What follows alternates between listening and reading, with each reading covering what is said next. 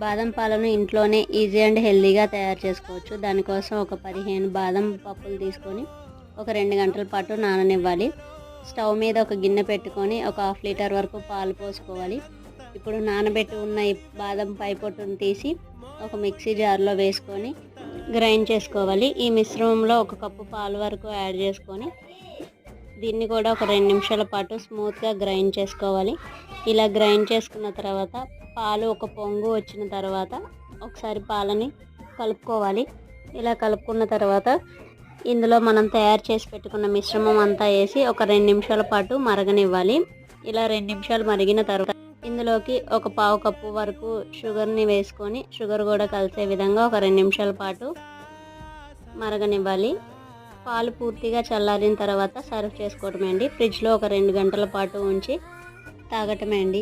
Please like and subscribe. Thank you.